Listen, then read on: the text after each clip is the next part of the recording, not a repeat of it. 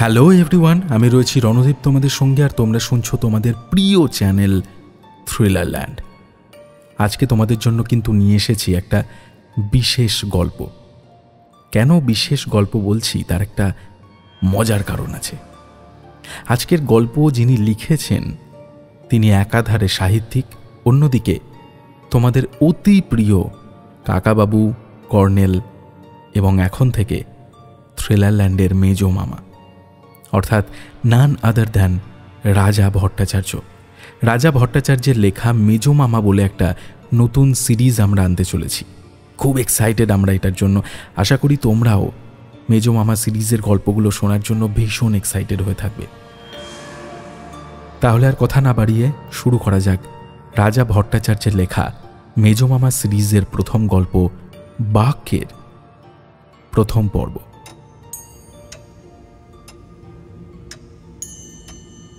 আপনি বোধহয় আমার কথা বিশ্বাস করতে পারছেন না। আমি কখনো কারোর কথা অবিশ্বাস করি না। আজ পর্যন্ত আমাকে কেউ মিথ্যে কথা বলেনি।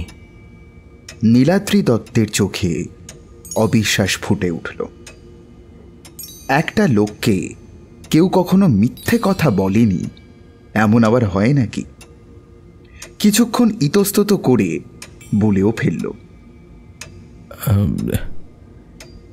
এটা আপনি কি বলছেন ডক্টর চক্রবর্তী? মানে সবাই যে সত্যি বলছে তা আপনি বোঝেন কি করে?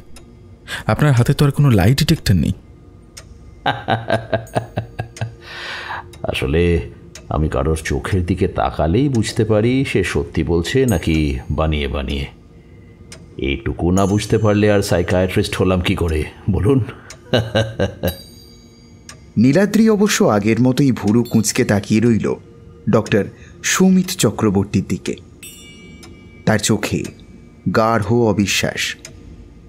ডক্টর চক্রবর্তী আর কথা না বাড়িয়ে সরাসরি জিজ্ঞেস করলেন, হ্যাঁ, এইবার বলুন তাহলে আপনার ধারণা অনুযায়ী আপনার ছেলে, না গোড়া থেকে শুরু করুন, আপনার আসল বাড়ি কোথায়?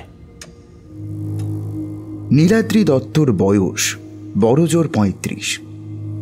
খুব ফর্সা রং আর লালচে চুলের জন্য হঠাৎ দেখলে তাকে সাহেব বলে মনে হয়। এখন শীতকাল বলে সে একটা গাঢ় বাদামি রঙের স্যুট পরে এসেছে। তাতে তার সাহেবী চেহারাটা আরও খুলেছে। কিন্তু তার মুখ দেখলে বোঝা যায় কোনো কারণে সে সাংঘাতিক অশান্তিতে আছে। তার চুল উস্কো খুস্কো, চোখের কোলে গাঢ় কালো দাগ। সম্প্রতি কয়েকদিন টানা বৃষ্টি হয়ে বেশ ঠান্ডা পড়েছে। সেই ঠান্ডাতেও তার কপালে ঘাম জমেছে। খানিকক্ষণ চুপ করে বসে থেকে নীলাদ্রি বলল, ব্যাপারটা শুরু হয়েছিল এই ধরুন দিন সাথে আগে। একটু জল খাওয়াতে পারেন? ডক্টর চক্রবর্তী তাড়াতাড়ি জলের বোতল এগিয়ে দিলেন। ঢকঢক করে প্রায় অর্ধেকটা বোতল খালি করে দিল নীলাদ্রি। তারপর একটা লম্বা নিঃশ্বাস নিয়ে বলল, আমার ফ্ল্যাট এখন গৌহাটিতে, মাদার টেরেসা রোডের উপরই। এখন মানে? এর আগে কি অন্য কোথাও থাকতেন? হ্যাঁ, আমাদের দেশের বাড়ি মাজুলিতে। আমার বাবা সেখানে একটা স্কুলে পড়াতেন। আপনি মাজুলির নাম শুনেছেন নিশ্চয়ই। পৃথিবীর সবচাইতে বড় নদীদ্বীপ আমারই দেশে, আর আমি তার নাম জানবো না? অনেকগুলো গ্রাম আছে মাজুলিতে, তার মধ্যে একটা গ্রামে আমরা থাকতাম। খুব সামান্য কয়েক ঘর বাঙালি বাস করে সেখানে। বাবার চাকরির সূত্রে আমরা বেশ কয়েক বছর ওখানে ছিলাম। বাবা পার্মানেন্টলি ওখানেই থেকে গেলেন, বাড়ি করলেন। কিন্তু আমি ছোটবেলা থেকেই জানতাম যে ওই ছোট্ট গ্রামে চারিদিকে জলা আর জঙ্গল, ওখানে আমাকে মানাচ্ছে না। মানে আমার চেহারা, আমার বুদ্ধি কিছুই আমার বন্ধুদের মতো নয়। আস্তে আস্তে মাথা নাড়লেন ডক্টর চক্রবর্তী। খুবই সত্যি কথা। মাজুলি মূলত আদিবাসীদেরই বাসস্থান, সেখানে এমন চেহারা মানায় না। ওখানে 4 পর্যন্ত পড়ে আমি চলে এলাম এই গৌহাটির হস্টেলে। বাকি পড়াশোনা সেখানেই। তারপর চাকরি পেয়ে গেলাম, গৌহাটিতে একটা ফ্ল্যাট কিনে থেকে গেলাম, বিয়ে করলাম। পিকলুর জন্ম এখানেই।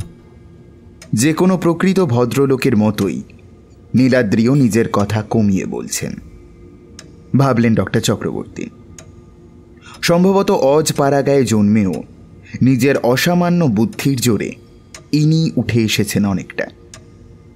নীলাদ্রিবাবুর পরনে স্যুটটা সাংঘাতিক দামি। নিশ্চয়ই কোনো বড় কোম্পানির খুব উঁচু পোস্টে চাকরি করেন ইনি। পিকলু ছোটবেলা থেকে খুবই শান্ত, নিজের ঘরে নিজের মনেই থাকতো। ছবির বই নিয়ে চুপ করে বসে থাকে, খেলনা গাড়ি চালায়, আর নইলে ওই ড্রয়িং খাতায় ছবি আঁকে। কখনো কোনো সমস্যা ছিল না ওর। আমি বাড়িতে খুব একটা সময় দিতে পারি না, কিন্তু ওর মা খুব যত্ন নিয়ে মানুষ করেছিল ওকে। শনি রোববার আমরা গাড়ি নিয়ে বেরিয়ে পড়তাম এখানে সেখানে। মাসে অন্তত একবার ফিরে যেতাম গ্রামে। আপনাদের গ্রামের বাড়ি এখনো আছে? নিশ্চয়ই, বাবা মা এখনো ওখানেই থাকেন। তো তারা আগে প্রায় আসতেন আমাদের ফ্ল্যাটে, বিশেষ করে পিকলু হওয়ার পরে বেশ ঘন ঘনই এসে থাকতেন আমাদের সঙ্গে। ইদানিং বাবার বাগানের খুব নেশা হয়েছে, তাই অতটা আসতে চান না, আমরাই তাদের কাছে চলে যাই। সফল এবং সুখী পরিবার যেমন হয় আর কি। বলতে পারেন। মাথা নাড়ল নীলাদ্রি। হ্যাঁ, নির্ঝঞ্ঝাট ফ্যামিলি যাকে বলে। তেমন কোনো বড় অসুবিধে ছিল না আমাদের, অন্তত গত সপ্তাহ পর্যন্ত। এইবার নড়ে চড়ে বসলেন সুমিতবাবু। কি হয়েছিল গত সপ্তাহে?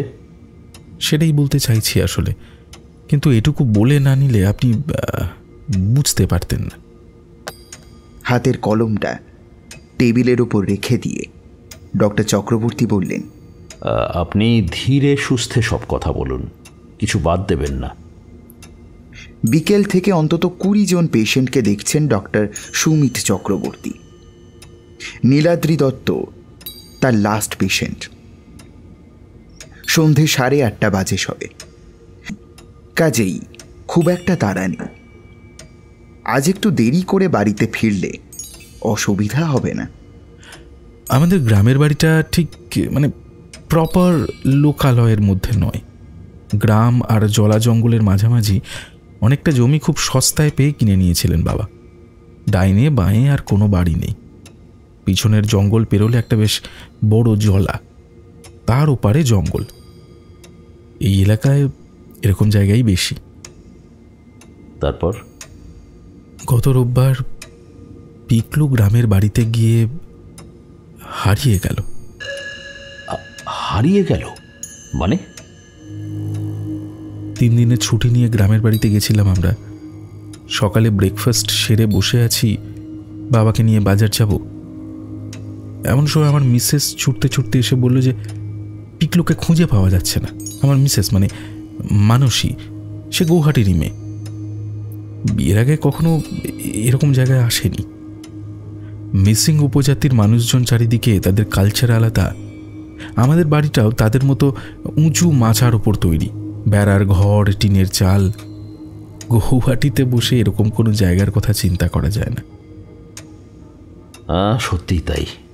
গৌহাটিতে গিয়েছি আমি, আমারও কিছু আত্মীয় স্বজন রয়েছেন আসামে, তাই টুকটাক যাতায়াত হয়। যে কোনো মেগা সিটির মতোই দারুণ রাস্তাঘাট, আলো, হাইরাইজ। ফলে গ্রামের বাড়িতে গেলে মানুষ একটু ভয়ে পেত। সন্ধ্যার পরে অন্ধকার হয়ে যায়, পেছনের জলায় দপ করে জ্বলে ওঠে আলেয়া। দিনে মানে শেয়ালের ডাক শোনা যায়। শহরে বড় হওয়া যে কোনো মানুষেরই ভয় পেয়ে যাওয়ার কথা, তাই না? সে তো বটেই, কিন্তু ব্যাপারটা ঠিক ওই রকম থাকছিল না, বুঝলেন তো।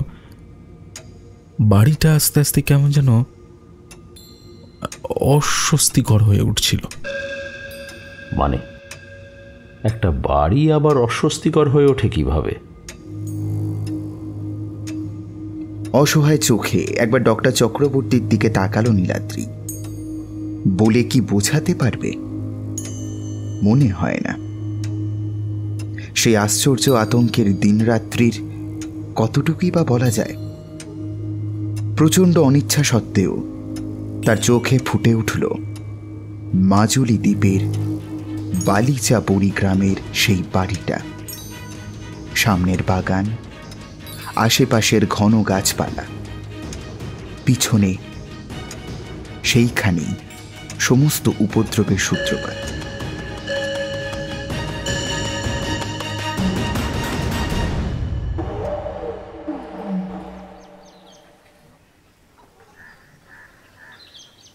আরে নীলু, গন্ধ পাচ্ছিস কোনো? এখানে খবরের কাগজ আসে না, নেটও নেই। নীলাদ্রির মনটা তাই এই সময় একটু চঞ্চল হয়ে থাকে। সকালে খবরের কাগজ পড়াটা তার অভ্যেস। নেট থাকলে অন্তত মোবাইলে হেডিংগুলো দেখে নেওয়া যেত। এখন বাবার কথা শুনে নীলাদ্রি চটকাটা ভাঙল। কই না তো। তারপর একবার নাক টেনে বলল, হ্যাঁ, লুচি ভাজার গন্ধ পাচ্ছিলাম একটু আগে, এখন আর পাচ্ছি না। তার মানে মা আর মানুষই খাওয়া হয়ে গেছে। হিমাদ্রি হাসলেন না, ভুরু কুঁচকে তাকিয়ে রইলেন বাইরের বাগানের দিকে, যেখান থেকে একটু আগেই তিনি উঠে এসেছেন। তোমার কি কোনো প্রবলেম হচ্ছে বাবা? সকাল থেকেই মুখটা বেজার দেখছি। হিমাদ্রি এমনিতে এতই হাসি খুশি মানুষ যে কিছুক্ষণের জন্য তিনি চুপ করে থাকলেই নীলিমা মানে নীলাদ্রির মা এসে তার কপালে হাত দিয়ে দেখে যান জ্বর হলো কিনা। সকাল থেকে তার গম্ভীর আর উদ্বিগ্ন মুখটা তাই নীলাদ্রির চোখ এড়ায়নি। ছেলের প্রশ্ন শুনে ফিরে তাকালেন হিমাদ্রি। কয়েক সেকেন্ড চুপ করে থেকে অন্য মনস্ক গলায় তিনি বললেন, কাল রাতে ঘুম হয়নি একদম, কি যে হলো। এই খবরটাও অবাক হওয়ার মতো। হিমাদ্রি বসে থাকতে জানেন না। আগে 3টে গ্রাম পেরিয়ে স্কুলে পড়াতে যেতেন সাইকেল চালিয়ে। ছেলে একটা মোটরসাইকেল কিনে দিতে চেয়েছিল, তিনি কড়াভাবে বারণ করে দিয়েছিলেন। রিটায়ার করার পর থেকে বাগান নিয়ে পড়েছেন। বাড়ির সামনে পিছনে অনেকখানি জমি, তাতে দুর্দান্ত বাগান বানিয়ে ফেলেছেন বছর ঘোরার আগেই। শুধু ফুল গাছ নয়, রীতিমতো সবজি ফলছে ইদানিং। গাছের পিছনে খাটুনি যায় খুব। সন্ধ্যের পরেও বিশ্রাম নেই। গাঁয়ের জনা 10 বাচ্চা পড়তে আসে, সারাটা জীবন পড়িয়েছেন। এই কাজটা ছাড়তে পারেননি। নিজেই বাড়ি বাড়ি গিয়ে গরিব বাড়ির বাচ্চাদের জোগাড় করেছেন। কাজেই প্রায় সারাদিন ধরেই সাংঘাতিক পরিশ্রম যায় হিমাদ্রি। স্বভাবতই অবসরপ্রাপ্ত বৃদ্ধদের মতো ঘুমের সমস্যা নেই তার। বালিশে মাথা ছোঁয়ানোর 2 মিনিটের মধ্যেই নাক ডাকতে শুরু করে দেয় এই 60 পেরোনো বয়সে। নীলাদ্রি এবার একটু উদ্বিগ্ন হয়ে জিজ্ঞেস করল, কখন ভেঙে গেল ঘুম? জানি না, ঘড়ি দেখিনি অন্ধকারে, তবে অনেক রাত, ওই তাও মোটামুটি 2-2-2:30 হবে। ভাঙলো কেন? সেটাও প্রথমে বুঝতে পারিনি। আমার তো এসব হয় না, একটু অবাকই হয়েছিলাম। পাশের দাদাই ঘুমোচ্ছিল, হাত বোলাতে গিয়ে বুঝলাম ঘেমে গিয়েছে। তা আমি মাথার দিকে হাত বাড়িয়ে হাত পাখাটা খুঁজতে যাচ্ছিলাম। মাথা নাড়ল নীলাদ্রি। কাল রাতে গরমটা ছিল বেশ। এখানে ইলেকট্রিসিটি এসেছে হালে, কিন্তু অধিকাংশ সময় লোডশেডিং হয়ে থাকে। কাল রাতেও কারেন্ট ছিল না। পিকলুকে নীলিমা এসে নিয়ে গেলে। ওদের ঘরটার উপরে একটা আম গাছ আছে। সারাদিন ছায়ায় থাকে বলে ঘরটার তুলনায় সামান্য ঠান্ডা। মাথার দিকে হাত বাড়াতেই আর অদ্ভুত অস্বস্তি হলো। অস্বস্তি মানে? কেমন মনে হলো যেন আমার হাতে ভিজে ভিজে কিছু একটা ঠেকলো। ওই 1 সেকেন্ডের ব্যাপার। ভিজে ভিজে? হ্যাঁ রে, এই কেমন বলতো, ঠিক যেন আমি ভেজা স্পঞ্জ ছুঁয়ে দিয়েছি, নরম স্যাঁতস্যাঁতে। ঘুমের ঘোরে? ঠিক তার আগেই তো পিকলুর ঘামে ভেজা গায়ে হাত দিয়েছিলে, সেটাই হয়তো। হিমাদ্রি জোরে মাথা নাড়লেন। না না না না, আমিও সেটাই প্রথমে ভেবেছিলাম। দাদাইয়ের পিঠটা তো ভিজেই ছিল, সেই জন্যই বোধহয় ওরকম মনে হলো আমার। কিন্তু তারপরেই বুঝলাম না, সেটা নয়। কি করে বুঝলে? ওই হাত দিয়ে চমকে উঠে হাতটা টেনে নিয়েই বুঝতে পারলাম আমার হাত থেকে একটা অদ্ভুত গন্ধ বেরোচ্ছে। কিসের গন্ধ? ঘামের? না, আঁশটে গন্ধ। সেই জ্যান্ত মাছ হাতে নিলে যেরকম একটা গন্ধ বেরোয়, সেই রকম। বহু বছরের মধ্যে জ্যান্ত মাছ হাতে নিতে হয়নি নীলাদ্রিকে। সে বলল, মাছের বাজারে যেরকম? না না না, সেরকম না। কেমন বলতো, ওই পুকুরে বা জলার ধারে বসে মাছ ধরার সময় একটা গন্ধ পাওয়া যায় না, সেইরকম গন্ধ। জলো আঁশটে মতো। নীলাদ্রির চোখ বড় বড় হয়ে গেল। ঘরের মধ্যে এরকম গন্ধ কোত্থেকে হবে? সেটা তো আমিও বুঝতে পারলাম না। প্রথমটা ভেবেছিলাম আমার মনের ভুল, তারপরে একটা জিনিস খেয়াল করলাম, বুঝলি, শুধু আমার হাতে না, গোটা ঘরেই ওই অদ্ভুত গন্ধটা ছড়িয়ে আছে। গোটা ঘরেই? হ্যাঁ রে, আমি আসলে ভুল ভাবছিলাম। গন্ধটা হাওয়ায় ভাসছে। সেটা হলে অবশ্য অবাক হওয়ার কিছু নেই, পেছনেই অত বড় জলা। হিমাদ্রি বাধা দিয়ে বললেন, কখনো ঘরের মধ্যে গন্ধটা পেয়েছিস? বর্ষাকালে যখন জোরে হাওয়া দেয় তখন 1-8 দিন পাই বটে, না হলে এত বছরে তো কখনো জলার গন্ধ পাইনি। নীলাদ্রি এবার একটু থমকে গেলেন। কথাটা ঠিকই, প্রায় 10 বছর হয়ে গেল বাড়ি করেছে হিমাদ্রি, কিন্তু কখনো জলার স্যাঁতস্যাঁতে আঁশটে গন্ধটা কেউ পায়নি। পাড়ে গিয়ে দাঁড়ালে পাওয়া যায় বটে। জলের একটা নিজস্ব গন্ধ আছে। তারপর দাদাইয়ের গা থেকেও গন্ধটা পেলাম। আশ্চর্য, মানে ছোটদের গায়ে একটা অন্যরকম গন্ধ থাকে, ওই দুধের, পাউডারের বা ওই জনসন তেলের। ওর গা থেকেও সেই আঁশটে গন্ধটা আসছে। এইটে বুঝতে পেরেই আমি ধর্মর করে উঠে বসি। এবার খাট থেকে নেমে লাইটটা জ্বালতেই এটা অদ্ভুত জিনিস চোখে পড়ল। অদ্ভুত জিনিস? হ্যাঁ, দেখলাম মেঝের উপরে জল পায়ের ছাপ। কেউ যেন ভিজে পায়ে এই মাত্র দরজা খুলে ঢুকেছে। সে একবারে টাটকা ছাপ। কোন দিকে গেছে পায়ের দাগ? ওই তো দরজা দিয়ে ঢুকেছে, তারপর খাটের পাশটা এসে শেষ। তাহলে নিশ্চয়ই মা উঠে। হ্যাঁ, আমিও তাই ভাবলাম প্রথমে। নীলিমা নিশ্চয়ই বাথরুমে গিয়েছিল, আমি ঘুমোচ্ছিলাম, টের পাইনি। হতেই পারে, তোমার ঘুম যা গাঢ়। ঠিক, গাঢ় ঘুম আমার। তাই নীলিমাকে ডেকে জিজ্ঞেস করার কথা ভাবছিলাম। তো তাকে ডাকতে গিয়ে কি দেখলাম জানিস? তোর মা একবারে নিঃসাড়ে ঘুমোচ্ছে, একটা হাত আবার দাদাইয়ের মাথার তলায়। হ্যাঁ রে, এই মাত্র যে মানুষ বাথরুম থেকে ঘুরে এসেছে সে কখনো অমন অচেতন হয়ে ঘুমোয় না। মানে তুমি বলতে চাইছো? কথাটা শেষ করতে অস্বস্তি হলো নীলাদ্রির। বলতে চাইছি না, বলছি। ঠান্ডা গলায় বললেন হিমাদ্রি। নিশ্চিত হয়ে বলছি, কাল রাতে ঘরে কেউ ঢুকেছিল, তার ভিজে পা আর গায়ে আঁশটে গন্ধ।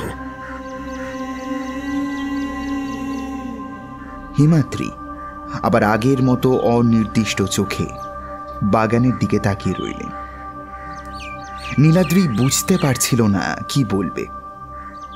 এইসব এলাকায় হামেশাই জল ঢোকে বলে মিসিং উপজাতির লোকেরা বাড়ি বানায় উঁচু মাচার উপরে। বেড়ার ঘর, খড় বা টিনের চাল। বাড়িগুলো খুব সুরক্ষিত নয় বটে, কারণ এখানে সুরক্ষার আলাদা করে তেমন কোনো প্রয়োজন হয় না। তাই বলে মাঝরাতে একটা মানুষ ঘরে ঢুকে পড়বে আর সেটা কেউ টের পাবে না, সেটাও খুব একটা সম্ভব বলে মনে হচ্ছে না। বাইরের দরজা তো বন্ধই ছিল। তুমি যখন উঠলে ঘরের দরজা কি খোলা ছিল? খোলাই তো থাকে, কিন্তু বাইরের দরজা তালা দিয়ে বন্ধ করা ছিল, যেমনটা রোজ থাকে। তাহলে কেউ ভেতরে ঢুকবে কি করে? হ্যাঁ, সেইটাই তো হলো কথা। তাছাড়া পায়ের সাপটা আমার মাথার কাছে এসেই ফুরিয়ে গিয়েছে। ফুরিয়ে গেছে মানে? মানে যেই এসে থাকুক তার ফিরে যাওয়ার কোনো দাগ নেই। যেন কেউ ঢুকেছিল কিন্তু বেরোয়নি। শুধু যেখানে পায়ের ছাপটা শেষ হয়েছে সেখানে খানিকটা জল পড়ে আছে, তাতে ওরকম জলো আঁশটে গন্ধ। তখন তুমি কি করলে? আমি আর কি করব, কিছুই বুঝতে পারছিলাম না কি করা উচিত। ওরা দুজন ঠিকঠাক রয়েছে, নিশ্চিন্তে ঘুমোচ্ছে দেখে আমি আবার লাইট অফ করে শুয়ে পড়লাম। কিন্তু সারা রাত ঘুম হলো না। সকালে তোর মাকে জিজ্ঞেস করলাম, সে বলে কিছুই টের পাইনি। তখন গন্ধটাও আর ছিল না। নীলাদ্রি ভুরু কুঁচকে হিমাদ্রির মুখের দিকে তাকিয়ে রইল। জীবনে প্রথম তিনি লক্ষ্য করলেন বাবার মুখে গভীর উদ্বেগের ছাপ। কাল রাতে এমন কিছু ঘটেছে যার কোনো ব্যাখ্যা তিনি খুঁজে পাচ্ছেন না। জোর করে মুখে এক ফালি হাসি টেনে নীলাদ্রি বলল, মাই হবে। বাইরের দরজায় যদি তালা দেওয়া থাকে তাহলে তো বোঝাই যাচ্ছে কারোর পক্ষে ভেতরে ঢোকা সম্ভব নয়। মা বোধহয় ঘুমের ঘরে। ঠিক এই সময় ভিতর থেকে একটা তীক্ষ্ণ ডাক ভেসে এলো, পিকলু, এই পিকলু, কোথায় গেলি? নীলাদ্রি সোজা হয়ে বসলেন। গলাটা মানসীর। বাড়িতে 3টে মাত্র ঘর। কোথায় গেল পিকলু? দাদাই, ও দাদু ভাই, কোথায় লুকিয়েছ? এবার মায়ের গলা শোনা যায়। নীলাদ্রি অপেক্ষা করতে লাগলো কখন পিকলুর খিলখিল হাসি শোনা যায়। হাসির শব্দ শোনা গেল না। বাগানের অজস্র পাখির কিচিরমিচির বাদ দিলে বাড়িটা একেবারে নিস্তব্ধ। এইবার নীলাদ্রি উঠে পড়ল। এইসব বাড়িতে পিছনে কোনো দরজা থাকে না। সামনের বারান্দা থেকে সিঁড়ি নেমে যায় মাটি পর্যন্ত। সেই বারান্দাতেই বসে আছেন তিনি আর হিমাদ্রি। পিকলু বেরিয়ে গেলে তাদের চোখে পড়ত। তাছাড়া ওইটুকু বাচ্চা যাবেই বা কোথায়? একটু পরেই মানুষই ছুটে এলো বারান্দায়। শুনছো, পিকলুকে দেখছি না। বাড়ি তন্ন তন্ন করে খুঁজেও পিকলুকে পাওয়া গেল না। ওইটুকু ছেলে যেন হঠাৎ করে হাওয়ায় মিশে গেছে। নীলাদ্রি বুঝতে পারল তার কপালে অল্প অল্প ঘাম হচ্ছে। বারান্দায় বেরিয়ে এসে নীলাদ্রি দেখল হিমাদ্রি বাবু ইতিমধ্যেই বাগানে নেমে গিয়েছেন। বাগানে বড় গাছ খুব বেশি নেই, ফুল গাছই বেশি। সেখানে লুকিয়ে থাকার মতো জায়গা খুব একটা নেই। হঠাৎ একটা কথা মনে হতে নীলাদ্রির গাটা ছমছম করে উঠল। কোনোভাবে বাড়ি থেকে বেরিয়ে পিকলু জলার ধারে চলে যায়নি তো? সর্বনাশ! কথাটা মনে হতেই নীলাদ্রি আর দেরি করল না। কোনো মতে চটি পড়ে প্রায় লাফিয়ে নেমে এলো মাচা থেকে। তারপর পিছনের সবজি বাগান পার হয়ে ছুটতে লাগলো জলার দিকে। সকালবেলায় এতটুকু ছেলে কোথায় গেল? এই দিকটায় সচরাচর আসা হয় না নীলাদ্রি। হিমাদ্রি যখন এই বাড়ি তৈরি করলেন তখন নীলাদ্রি গৌহাটিতে পড়াশোনা নিয়ে তুমুল ব্যস্ত। তারপর সেইখানেই চাকরি হলো। ফলে নিজের বাড়িতে বরাবর অতিথির মতো এসেছে সে। ছাত্র অবস্থায় তাও মাসখানেক থাকা হতো। চাকরিতে ঢোকার পর থেকে বড়জোর 3 দিন।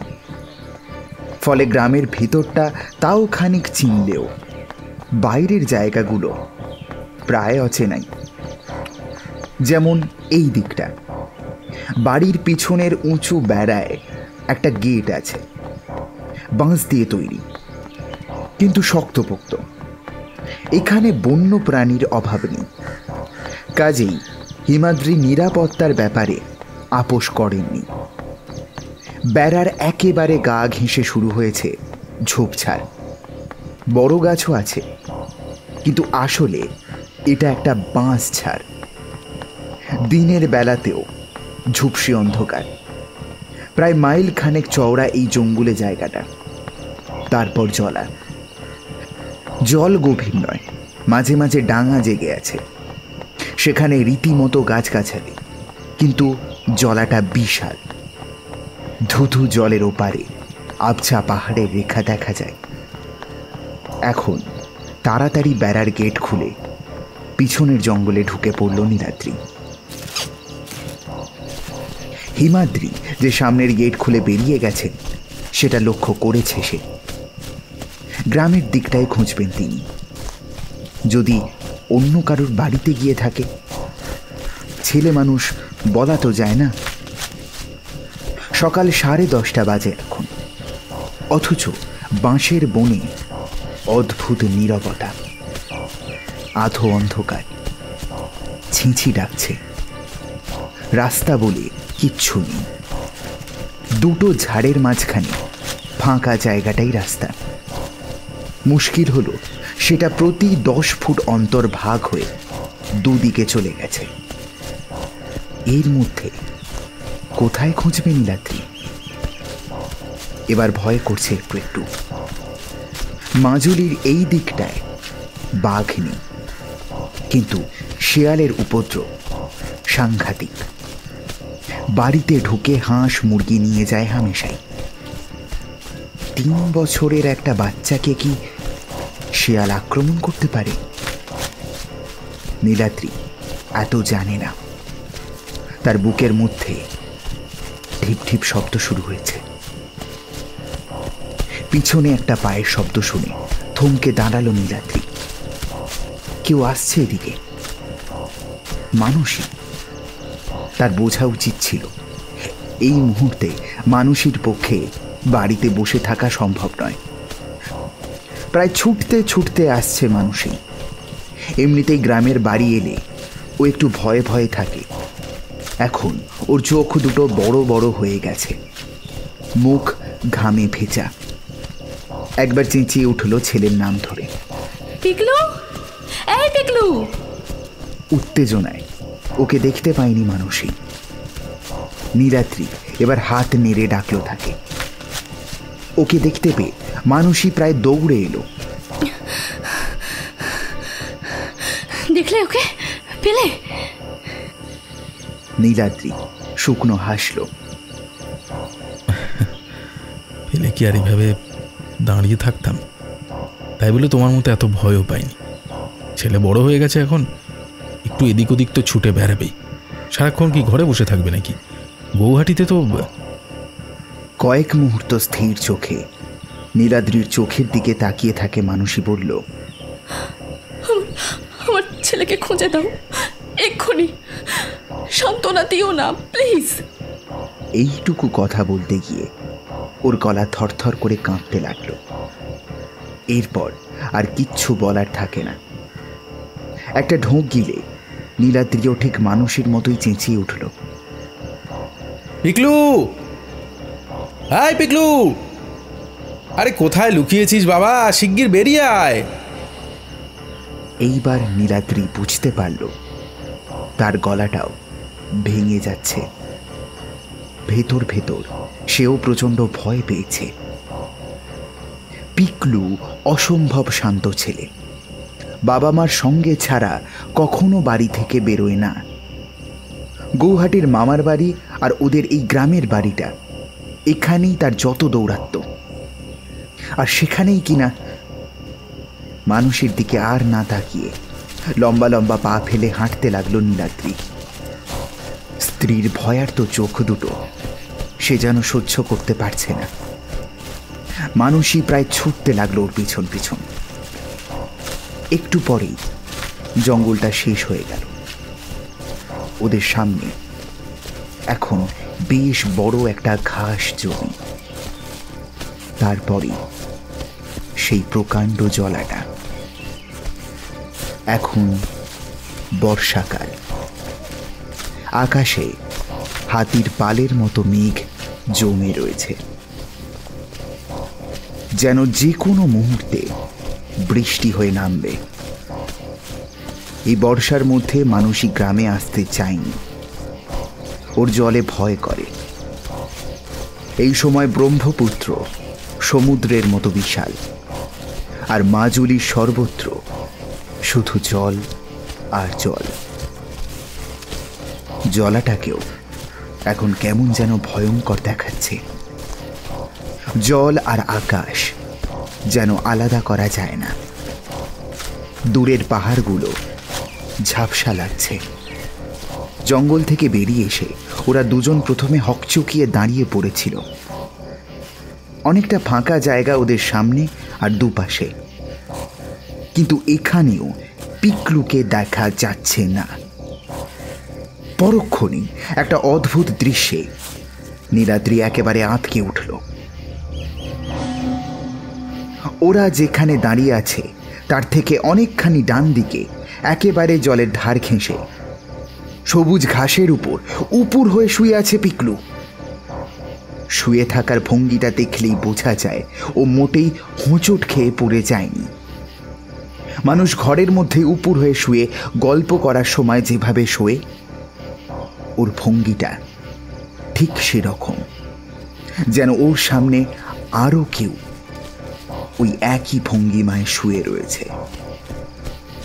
আর দুজনের মধ্যে খুব গল্প হচ্ছে। ঠিক এই সময় মানুষই ছুটতে ছুটতে এসে দাঁড়ালো নীলাদ্রির পাশে। ও পিকলুকে দেখতে পায়নি, উদ্ভ্রান্তের মতো তাকাচ্ছে চারপাশে। তারপরই অবশ্য ওর চোখ পড়ল পিকলুর দিকে।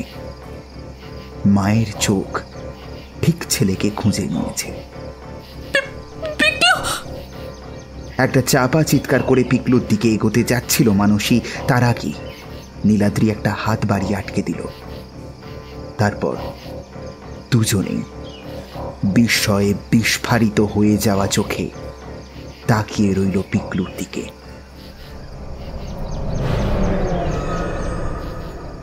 গালে হাত দিয়ে উপুর হয়ে শুয়ে আছে পিকলু, পা দুটো ভাঁজ করে উপর দিকে তোলা। মাথা নেড়ে নেড়ে নিজের মনে কথা বলে যাচ্ছে ও। খানিকক্ষণ চুপ করে থাকার পর হেসে উঠল খিলখিল করে, ঠিক যেন ওকে কেউ হাসির কথা বলছে। কার সঙ্গে কথা বলছে ও? ফিস ফিস করে জিজ্ঞেস করলো মানুষই। প্রচন্ড আতঙ্কে ওর গলাটা অন্যরকম শোনাচ্ছে। সেটাই তো ভাবছি, কাছে পিঠে তো কেউ নেই। থাকবে কি করে? জল আর জল সামনে। ছেলের যে কোনো বিপদ ঘটেনি সে কথা বুঝতে পেরে মানুষই সাহস ফিরে পেয়েছে। তীক্ষ্ণ চোখে কিছুক্ষণ অদ্ভুত দৃশ্যটার দিকে তাকিয়ে থেকে বলল, বাচ্চারা অবশ্য মাঝে মাঝে একা একা গল্প করে। নীলাদ্রি মাথা নাড়ল। দেখো, এমনভাবে কথা বলছে যেন ওর ঠিক সামনে কেউ বসে আছে, তাই না? তাছাড়া এরকম ভিজে ঘাসের উপরে কেউ শুয়ে থাকে নাকি? ঠান্ডা লেগে যাবে তো এরপর।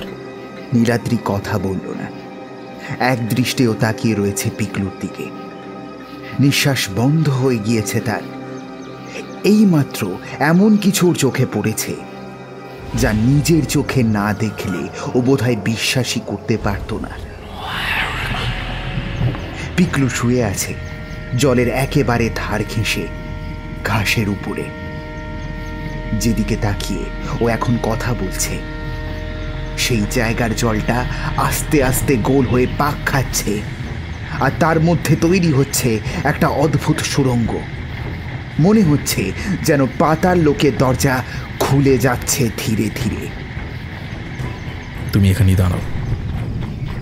মানসীকে ওখানেই দাঁড়াতে বলে পা টিপে টিপে প্রায় গুঁড়ি মেরে নিঃশব্দে এগিয়ে গেল নীলাদ্রি। এইবার শোনা যাচ্ছে পিকলুর গলা। অনেকটা দূরে দাঁড়িয়েছিল বলে এতক্ষণ ওরা শুনতে পাচ্ছিল না কিছু, শুধু দেখতে পাচ্ছিল কচি ঠোঁটের নড়ে ওঠা আর হাসি হাসি মুখটা। এখন নীলাদ্রি কাছে এসে পড়ায় শুনতে পাচ্ছে ছেলের গলা। আমি আসবো জলের নিচে? কেন, সেখানে কি আরো খেলা হবে? বলছে পিকলু। ঘূর্ণির মাঝখানে ক্রমশ দেখা দিচ্ছে একটা প্রকাণ্ড বৃত্তাকার গহ্বর। পিকলুর থেকে বড় জোর 3 হাত দূরে। এইবার উঠে দাঁড়ালো পিকলু। ওর মুখ চোখ কেমন অন্যরকম দেখাচ্ছে। ফর্সা তুলতুলে গাল দুটো লাল হয়ে উঠেছে। তারপর ও পা বাড়িয়ে দিল জলের দিকে। ছপাত করে জলে পা দেওয়ার প্রথম শব্দটা কানে যাওয়া মাত্র নীলাদ্রি আর এক মুহূর্ত দেরি করল না। উল্কার গতিতে দৌড়ে গিয়ে কোলে তুলে নিল পিকলুকে। তারপর সম্মোহিত হয়ে তাকিয়ে রইল জলের দিকে। ওর স্তম্ভিত চোখের সামনেই ঘূর্ণিটা আস্তে আস্তে পিছিয়ে যেতে লাগলো, কমতে লাগলো তার গতি। তারপর দীর্ঘ নিঃশ্বাস ফেলার মতো একটা শব্দ করে বন্ধ হয়ে গেল সেই প্রকাণ্ড গহ্বরের মুখটা।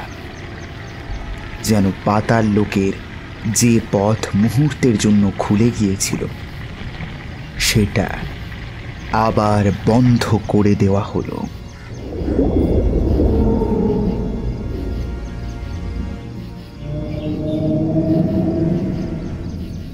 এক মুহূর্তের জন্য একটা বিচিত্র অনুভূতি হলো নীলাদ্রির। দরজাটা বন্ধ হয়ে গেল। যা, এবার কি হবে?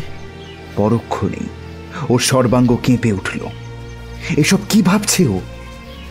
এক লাফ দিয়ে জলার পাড়ে উঠে এলো নীলাদ্রি। আর ঠিক সেই সময় ছুটতে ছুটতে কাছে এসে এক ঝটকায় ছেলেকে নিজের কোলে তুলে নিল মানসী। তারপর হু হু করে কেঁদে উঠল।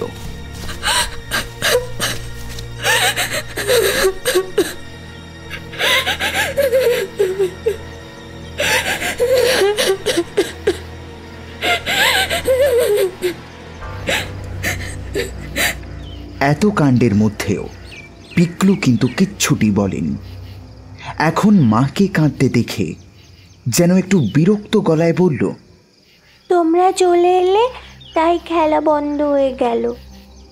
অপরিসীম আতঙ্কে মানসীর কান্না বন্ধ হয়ে গেল। ও ফিরে তাকালো নীলাদ্রির দিকে। এসব কি বলছে ছেলে? নীলাদ্রি ছেলের নরম চুলে একবার হাত বুলিয়ে দিয়ে জিজ্ঞেস করলো, তুমি কার সঙ্গে খেলছিলে পিকলু? বলবো না। বলবে না কেন? কেন বাবা? আমাকে বলতে বারণ করেছি। এইবার নীলাদ্রি বুঝতে পারল ওর গলা কাঁপছে। প্রায় ফিসফিস করে ও বলল, কে বারণ করেছে বাবা? মায়ের কাঁধ থেকে মাথা তুলে নীলাদ্রির দিকে ঘুরে তাকালো পিকলু। সেই চোখে তীব্র গাম্ভীর্য, যা কোনো 3 বছরের বাচ্চার চোখে নীলাদ্রি দেখেনি কখনো। কে বারণ করেছে বাবা? আবার জিজ্ঞাসা করল নীলাদ্রি। স্থির চোখে ওর দিকে তাকিয়ে পিকলু জবাব দিল, বলবো না। ঠিক এই সময় জলার দিক থেকে একটা হাওয়ার ঝাপটা এসে আরো একটু কাঁপিয়ে দিল ওদের। নীলাদ্রি ছেলের দিক থেকে মুখ ঘুরিয়ে তাকালো জলার দিকে। হাওয়ায় ভেসে আসছে একটা স্পষ্ট আঁশটে গন্ধ, যে গন্ধটার কথা একটু আগেই হিমাদ্রি বলেছিলেন। হঠাৎ পিকলু মায়ের কোল থেকেই ঘুরে তাকালো জলের দিকে। তারপর একগাল হাসল, যেন এই গন্ধটা ওর খুব ভালো লেগেছে। ধরা গলায় নীলাদ্রি বলল, মানসী, আমরা আজই গৌহাটি ফিরে যাব। এবার নীলাদ্রিকে একেবারে হতবাক করে মানসী বলল, কেন? আজই কেন? পরক্ষণে যেন সম্বিত ফিরে পেল। একটা শিহরিত নিঃশ্বাস নিয়ে বলল, এক্ষুনি চলো, তাড়াতাড়ি।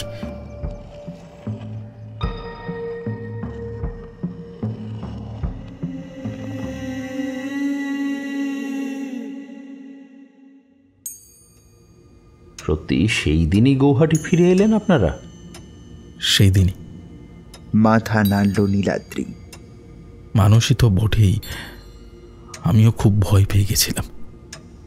পাওয়ারই কথা। জলার মধ্যে ঘূর্ণি তৈরি হওয়াটা মোটেই স্বাভাবিক নয়। স্রোত না থাকলে ঘূর্ণি তৈরি হবে কি করে? না না, তা কেন? জলের নিচে যদি খুব গভীর গর্ত থাকে তাহলে কখনো কখনো এরকম ঘূর্ণি তৈরি হয় বটে, কিন্তু অত বড় গহ্বর তৈরি হওয়াটা মোস্ট অ্যাবনর্মাল। তাছাড়া আমি ছোটবেলা থেকে ওই জায়গাটায় যাচ্ছি, মাছ ধরার নেশা ছিল, কখনো এমন কিছু দেখিনি। ডক্টর চক্রবর্তী মাথা নাড়লেন। তিনি একান্তই শহুরে মানুষ, এসব অত জানা নেই তার। ওসব নয় ডাক্তারবাবু, ওসব নয়। পকেট থেকে রুমাল বের করে কপাল মুছল নীলাদ্রি। ঘূর্ণি নয়, আমাকে ভয়ে পাইয়ে দিল দুটো ব্যাপার। এক, পিকলুর ব্যবহার। অত ছোট বাচ্চাকে আমি কখনো অমনভাবে কথা বলতে শুনিনি। আর দুই, নিজের ব্যবহার। আপনার ব্যবহার? হ্যাঁ, সত্যি এক মুহূর্তের জন্য আমার মনে হয়েছিল, ইস, ঘূর্ণির মুখটা বন্ধ হয়ে গেল। খুব আফসোস হয়েছিল আমার। বলুন তো দেখি, এটা হওয়ার কি কোনো কারণ ছিল? আস্তে আস্তে মাথা নাড়লেন ডক্টর চক্রবর্তী। সত্যি এই আক্ষেপের কোনো কারণ নেই। ব্যাপারটা বেশ অস্বস্তিকর। একজন পূর্ণবয়স্ক মানুষের এমন অকারণ আফসোস হতে যাবে কেন? তার তো ভয় পেয়ে যাওয়ার কথা। মানুষও কি মুহূর্তের জন্য বেসামাল হয়ে পড়েছিল? নইলে প্রথমে আসতে চাইল না কেন? কিন্তু এর থেকে বেশি ভয় পেয়েছিলাম পিকলুর ওই হাসি দেখে। যে জলার দিক থেকে আঁশটে গন্ধটা ভেসে এলো, পিকলু সেদিকে তাকিয়ে একগাল হাসল। ডক্টর চক্রবর্তী একটু নড়ে চড়ে বসলেন। তার কপালে ভাঁজ পড়েছে। এর পরেই আপনারা ফিরে চলে এলেন? সেই দিনই। ওখান থেকে ফেরা সহজ নয়, খুব ঝঞ্ঝাটের ব্যাপার, কিন্তু আমার যেন আর এক মিনিটও ওখানে থাকতে ইচ্ছে করছিল না। আপনার বাবা মা কিছু বললেন না? হ্যাঁ, অবাক হলেন খুব। ছেলেপুলেও অমন টুকটাক বাইরে যায়, অনেকক্ষণ খুঁজে পাওয়া যায় না, আবার পাওয়াও যায়, এইসব তো হামেশাই হয়। আমিও নাকি ছোটবেলায় অনেকবার ওরকম হারিয়ে গেছি। তার জন্য এত ভয় পাওয়ার কি আছে সেটাই কেউ বুঝতে পারলেন না। আসলে আসলে ওরা তো দেখেননি। সেই তারপর? হ্যাঁ, তারপর থেকেই। বলতে বলতে আবার অন্যমনস্ক হয়ে গেল নীলাদ্রির গলা, যেন আবারও ও ঢুকে যাচ্ছে সেই দুঃসহ স্মৃতির সুড়ঙ্গের মধ্যে। তারপর থেকে সব পাল্টে যেতে লাগলো ডাক্তারবাবু।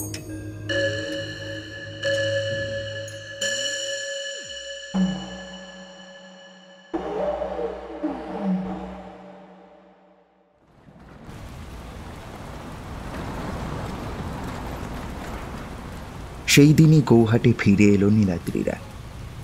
গ্রামের বাড়িতে থাকতেই যেন একটা অজানা কারণে অস্বস্তি হচ্ছিল তাদের। গোটা বাড়িটায় ভেসে রয়েছে সেই আঁশটে গন্ধ। পিকলুকে দেখলে সেসব বোঝার উপায় নেই। ফ্ল্যাটে ঢুকেই দিব্যি কাগজ আর রং পেন্সিল নিয়ে বসে গেল। আগের মতোই কল কল করে গল্প করে চলেছে মায়ের সঙ্গে। এই দেখো, দাদা ভাইয়ের বাগানে এইরকম গোলাপ ফুটেছে না, এইরকম লাল টুকটুকে। কাঁচা রক্তের মতো লাল টুকটুকে গোলাপটা দেখেও কেমন একটা ঘিন ঘিনে লাগলো নীলাদ্রি। এমন হচ্ছে কেন? ও নিজেই কি বদলে যাচ্ছে কোনো কারণে? আজ রোববার, সোম মঙ্গল দুদিন ছুটি নিয়েছিল নীলাদ্রি। এরকম তাড়াহুড়ো করে ফিরে আসবে ভাবেনি। ফিরতে রাত হয়েছে। স্নান সেরে বেরিয়ে এসে নীলাদ্রি বলল, কাল আর অফিসে যাব না, বুঝলে। ইতিমধ্যেই মানুষই অনেকখানি সামলে উঠেছে। ও নিজেও লম্বা জার্নি করে এসে হাঁপিয়ে গিয়েছিল। গরম জলে স্নান সেরে নিয়েছে, আবার স্বাভাবিক আর ঝলমলে দেখাচ্ছে ওকে। রাতের খাবারটা মাইক্রো ওভেনে ঢোকাতে ঢোকাতে মুখ ফিরিয়ে হাসলো নীলাদ্রির কথা শুনে। ছুটি তো নেওয়াই আছে, খামোকা যেতেই বা যাবে কেন? চুপচাপ 2 দিন রেস্ট নাও দেখি। বিশ্রাম খুব একটা জোটে না নীলাদ্রির কপালে। বহুজাতিক কোম্পানিগুলো যেমন আকাশ ছোঁয়া মাইনে দেয়, তেমনি খাটিয়ে নেয় উদয়াস্ত। কথাটা খারাপ বলেনি মানুষই। পিকলুকে কি স্নান করিয়ে দেবে? না, গা হাত পা মুছিয়ে দিয়েছি ভালো করে, এই যথেষ্ট। বৃষ্টির মধ্যে আর স্নান করালাম না। সত্যি সারা রাস্তা বৃষ্টি পেয়েছে ওরা। অঝোর বৃষ্টি নেমেছে আজ। ভাগ্যিস সকাল সকাল রওনা দিয়েছিল, নইলে ভোগান্তি ছিল কপালে। ফ্ল্যাটটা বেশ বড়, 3টে বেডরুম, একটায় ওরা শোয়ে, আর একটা বলতে গেলে পিকলুর খেলার ঘর। অন্যটা খালিই পড়ে থাকে। অবসর সময়টা ওই ঘরেই কাটায় নীলাদ্রি। অন্যদিন রাত 10টা বাজতে না বাজতেই পিকলু ঘুমে ঢুলতে থাকে। মানুষই সাধ্য সাধনা করে খাওয়ায় ওকে। আজ আর ঘুমের নাম নেই। নিজের ঘরে ঢুকে ছবি আঁকছে মন দিয়ে। রিমঝিম বৃষ্টির রাত। সকালের দিকে যে ভয় আর অস্বস্তিটা ওদের উপর চেপে বসেছিল, এখন আর সেটা নেই।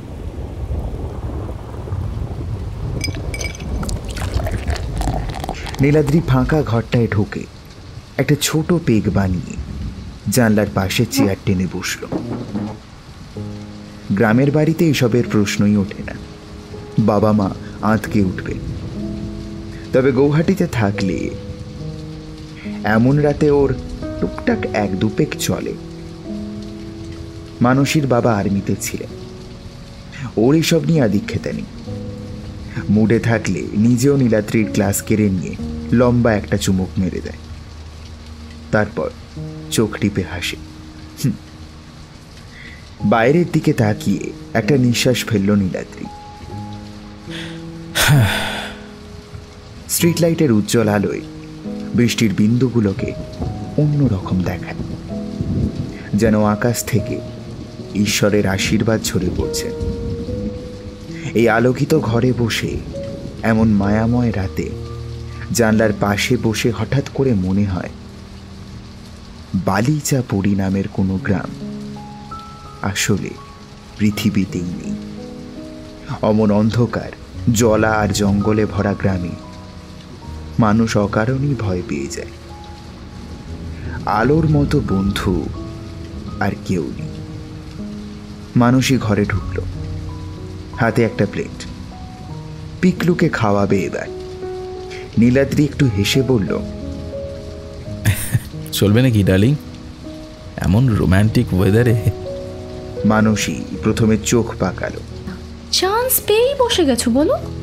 তারপর হেসে ফেলে বলল, দাও একটা। সারাদিন যা টেনশন গেল। দাঁড়াও, পিকলুকে খাইয়ে ঘুম পাড়িয়ে আসি। ঘুমায়নি এখনো, বুঝো।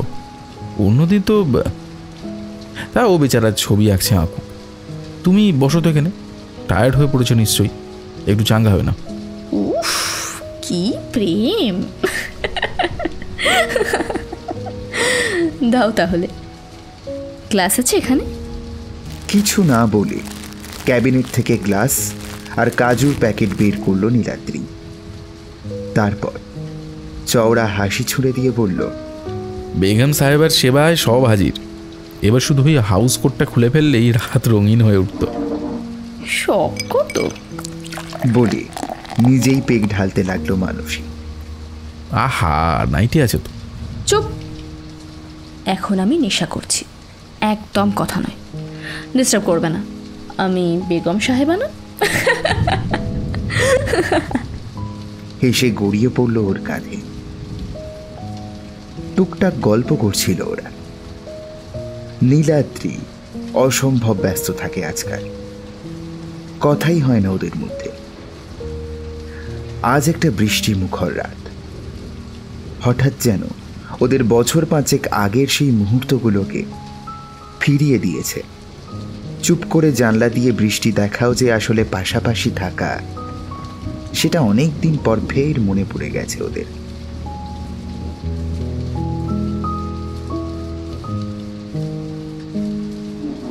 মিনিট 10 পর হঠাৎ উঠে দাঁড়ালো মানসী।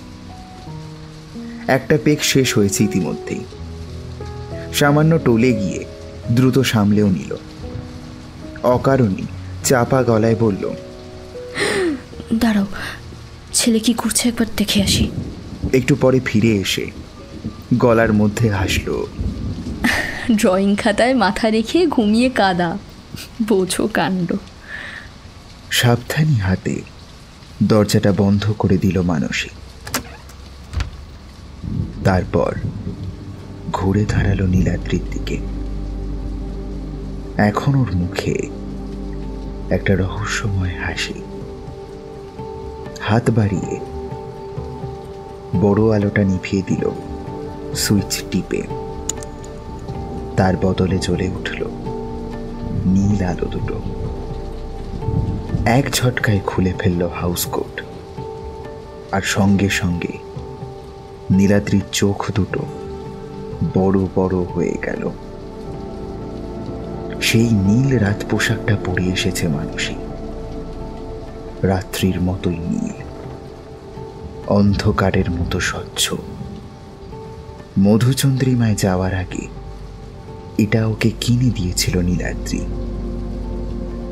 আন্দামানে গিয়েছিল ওরা। মধুচন্দ্রিমা সেই সব রাত, সমস্ত শরীর দিয়ে আর একটা শরীরকে বুঝে নেওয়ার সেই সব উন্মাদ মুহূর্তে মানসীর পরনে থাকতো এই রাত পোশাকটা। সমুদ্রের নোনা হাওয়ায় উড়ে যেত জানলার পর্দা। লাজুক মানসী ত্রস্ত হাতে টেনে নিত এই নাইটিটা। আজ অবশ্য এই রাত পোশাক ওর লজ্জা নিবারণের জন্য নয়। ও যে এই মুহূর্তে লজ্জা পেতে চাইছে না তা বুঝিয়ে দেওয়ার জন্য। হাতের গ্লাসটা সামনে টেবিলের উপর নামিয়ে রেখে উঠে দাঁড়াতে যাচ্ছিল নীলাদ্রি। তার আগেই লঘু পায়ে ওর কাছে এসে দাঁড়ালো মানসী। বুকের উপর আলতো একটা টোকা, আর তারপর আঙুলের মোহময়ী ইশারায় বুঝিয়ে দিল নীলাদ্রির ওঠার দরকার নেই। আবার চেয়ারে নামিয়ে আনলো নীলাদ্রি, আর তার প্রায় সঙ্গে সঙ্গে ওর ঠোঁটের উপর নেমে এলো ভিজে ঠোঁটের আঠালো স্পর্শ। মিনিট দুয়েকের মধ্যেই নীলাদ্রি বুঝে গেল ওকে আজ কিছু করতে হবে না, কিচ্ছু না। যা করার মানুষই করবে। আজকের বৃষ্টি রাতের দায়িত্ব ও নিজেই নিয়েছে। উত্তাল হয়ে উঠছে ঘরের বাতাস, উড়ে যাচ্ছে পর্দা, উড়ে যাচ্ছে মানসী আর নীলাদ্রির পরনের পোশাক। এক মোহময় উন্মাদনায় ওকে ভাসিয়ে নিয়ে যাচ্ছে মানুষই। 5 বছরের চেনা এক নারী আজ সম্পূর্ণ অচেনা হয়ে উঠেছে। ঘরের মেঝেতে জমে ওঠা জামা কাপড়ের স্তূপের পাশেই রচিত উত্তপ্ত ভূমিশয্যায় এক আগ্রাসী অনিঃশেষ তরঙ্গে ভেসে চলল নীলাদ্রি।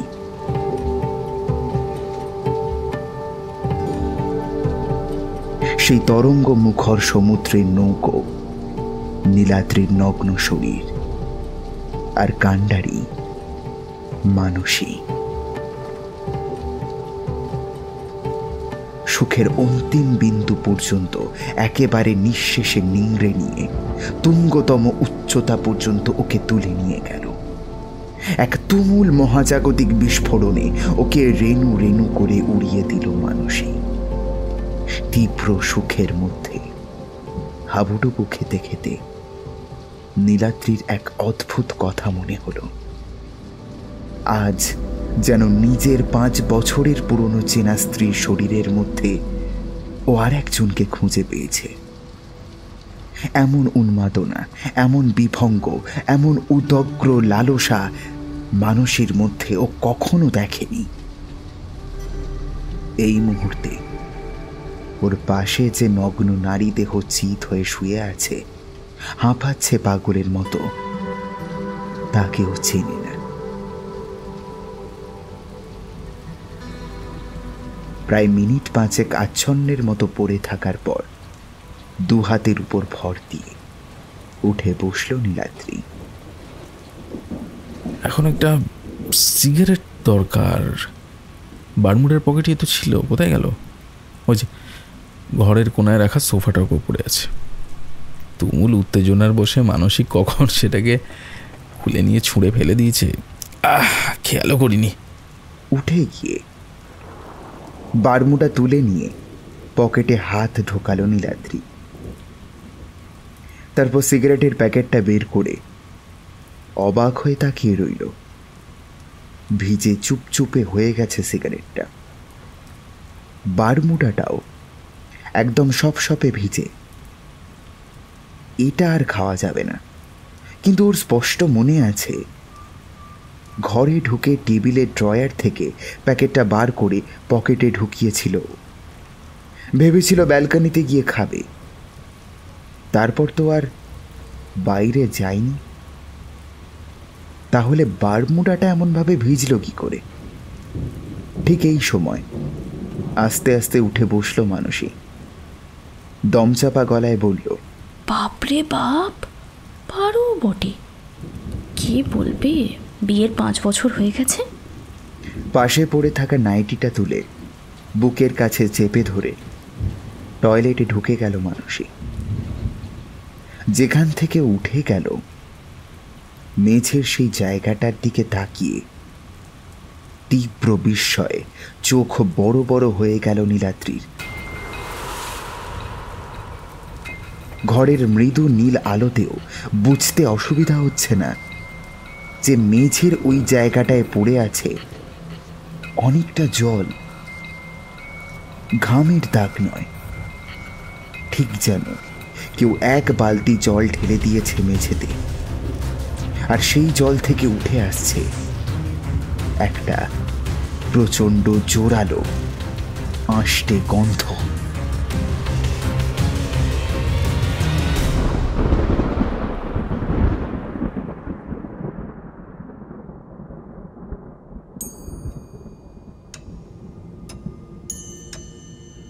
অসম্ভব ব্যাপার। গৌহাটির ফ্ল্যাটের বন্ধ ঘরের মধ্যে আষ্টে গন্ধ আসবে কোত্থেকে? সেটাই তো কথা ডাক্তারবাবু।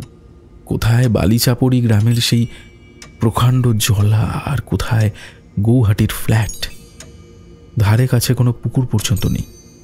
আঁশটে গন্ধ এখানে আসতেই পারে না, সেটা তো আমি জানি। অথচ এমন স্পষ্ট, এমন তীব্র সেই গন্ধ যে আমার মনে হচ্ছিল আমি যেন এই সেই জলাটার পাশেই দাঁড়িয়ে আছি। এখন আমি রয়ে গেছি সেই মাজুলিতেই। আর তাছাড়া কয়েক সেকেন্ড অপেক্ষা করে ডক্টর চক্রবর্তী বললে, তাছাড়া তাছাড়া কি? বলুন, থামলেন কেন? তবুও নীলাদ্রি ইতস্তত করতে লাগল। এরকম কথা কোনো ভদ্রলোক বাইরের কারুর সামনে বলে না, এমনকি মনে মনে ভাবতেও লজ্জা পায়।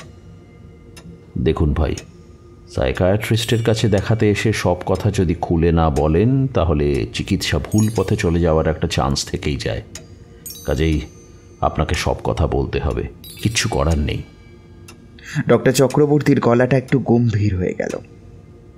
আরও কিছুক্ষণ চুপ করে থেকে নীলাদ্রি হঠাৎ বলল, একটা সিগারেট ধরাতে পারি, if you don't mind? Doctor Chakraborty মাথা নাড়লেন। না, এটা ডক্টরস চেম্বার, এখানে ধূমপান করা একেবারে নিষেধ। তারপর নীলাদ্রির অসহায় মুখের দিকে খানিকক্ষণ তাকিয়ে বললেন, আপনি বরং বাইরে গিয়ে খেয়ে আসুন, আমি অপেক্ষা করছি। নীলাদ্রি কোটের পকেট থেকে হাতটা আবার বার করে নিয়ে বলল, থাক, দরকার হবে না। আসলে যে কথাটা বলতে চাইছি সেটা অত্যন্ত অস্বস্তিকর, সেই জন্যই। আমি বুঝতে পারছি। মাথা নাড়লেন ডক্টর চক্রবর্তী। কিন্তু বুঝতেই পারছেন, না বললে। না, ঠিক আছে বলে নীলাদ্রি কয়েক সেকেন্ড চুপ করে বসে থাকল। তারপর বলল, আসলে কি জানেন, সেই রাত্রে যখন আমরা যখন মানুষই বলতে গেলে আমার উপরে ঝাঁপিয়ে পড়লো, আমার সারাক্ষণ মনে হচ্ছিল এ যেন আমার চেনা মানুষই নয়, এ যেন অন্য কেউ। ভয়ঙ্কর একটা খিদে নিয়ে কোনো উপসী নারী একজন পুরুষের ওপর ঝাঁপিয়ে পড়েছে। আহা, সে তো হতেই পারে। আপনারা যখন গ্রামের বাড়িতে ছিলেন তখন নিশ্চয়ই আপনাদের মধ্যে কিছু হয়নি। সেক্ষেত্রে একটা খিদে জমে ওঠা তো তেমন অপ্রত্যাশিত কিছু নয়।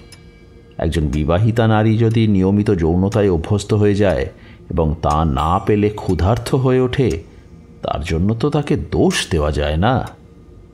আপনি বুঝতে পারছেন না ডাক্তারবাবু, আপনার কথা আমি বুঝতে পারছি, তেমনটা তো হয়ই।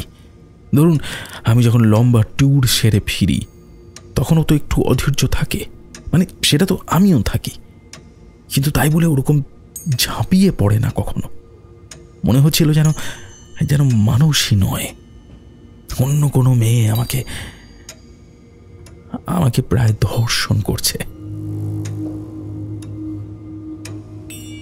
ডক্টর চক্রবর্তীর ঠোঁটে খুব গোপন একটা হাসির রেখা ফুটে উঠল। এবার তিনি আস্তে আস্তে বুঝতে পারছেন কেসটা খুব রেয়ার কেস, কিন্তু যখন ঘটে তখন একেবারে চরমে পৌঁছে যায় দেখতে দেখতে।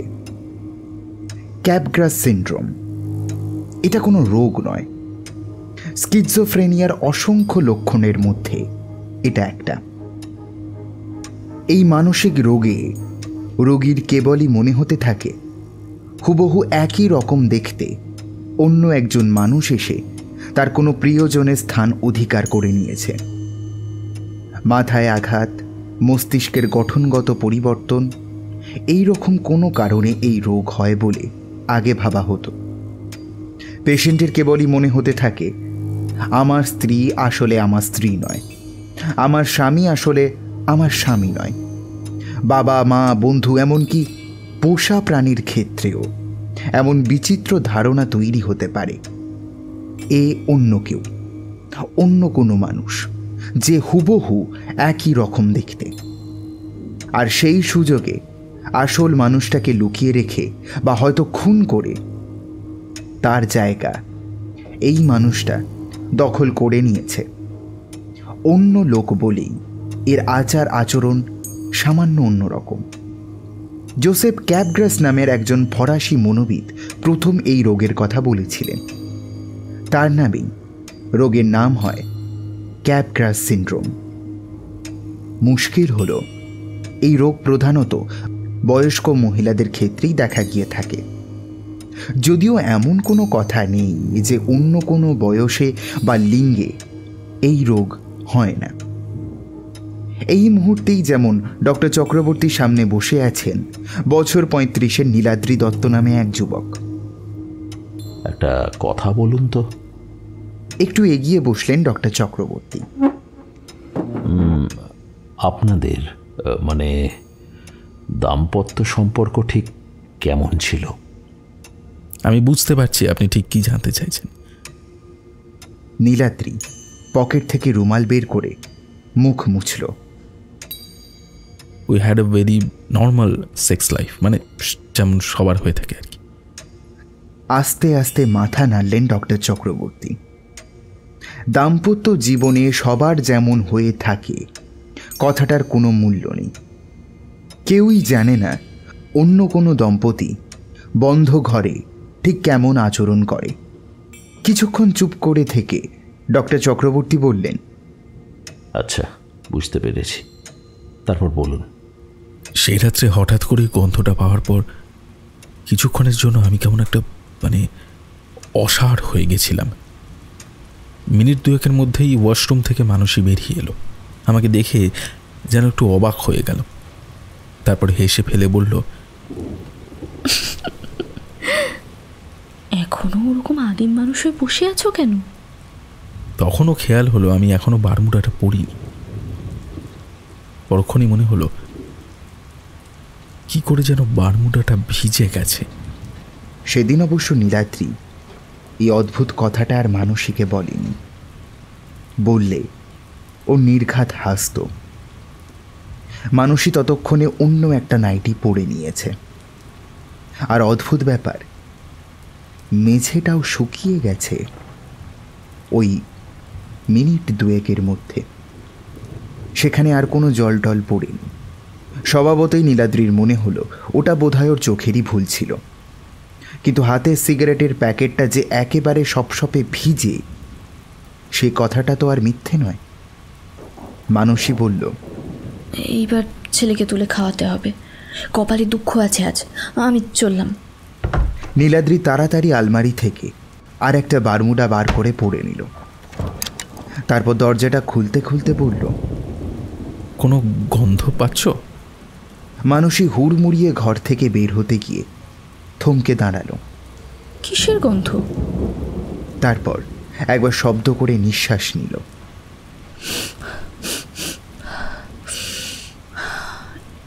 এটুকু গন্ধ তো হবেই। হুইস্কি খাবে আর ঘরে গন্ধ হবে না? মানসী বেরিয়ে যাওয়ার পর নীলাদ্রি সাবধানে আর একবার নাক টেনে গন্ধ নেওয়ার চেষ্টা করল।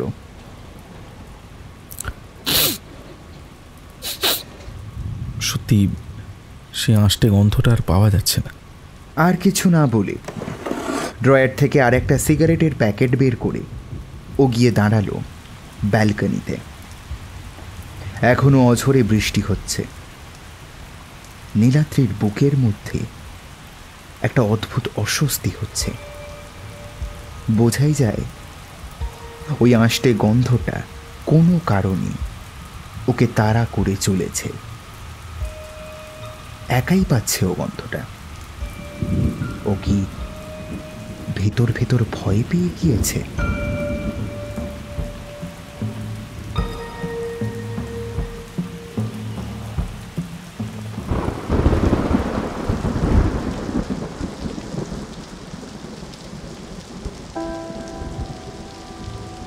পরের দিনও একইভাবে টানা বৃষ্টি হয়ে চলল। গৌহাটিতে মাঝে মাঝে এরকম হয়, 3-4 দিন টানা বৃষ্টি হতে থাকে। প্রথম 2-1 দিনের জন্য লোকজন একটু জবুথবু হয়ে পড়ে। রাস্তাঘাটে লোক চলাচল কমে যায়। অফিসের অ্যাটেন্ডেন্স তলানিতে গিয়ে ঠেকে। তারপর আবার স্বাভাবিক হয়ে যায় সবকিছু। মানুষই হঠাৎ কেমন একটা হুল্লোড়ের মুডে চলে এলো সকালবেলায়। 1 কাপ চা খাইয়ে ঠেলে ঠুলে নীলাদ্রিকে পাঠিয়ে দিল বাজারে। খিচুড়ি হবে, গোবিন্দভোগ চাল, আরও কি সব আনতে হবে। নীলাদ্রি বাজারঘাট খুব একটা করে না। 5টা জিনিস আনতে বললে 3টে ভুলে যায়।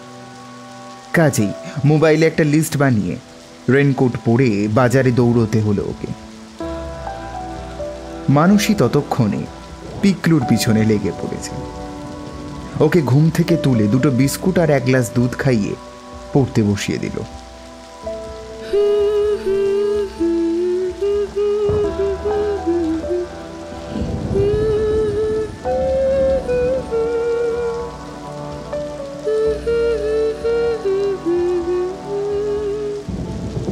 নিজেই গুনগুন করে গান গাইতে গাইতে ঢুকে পড়ল রান্নাঘরে ব্রেকফাস্ট বানাতে।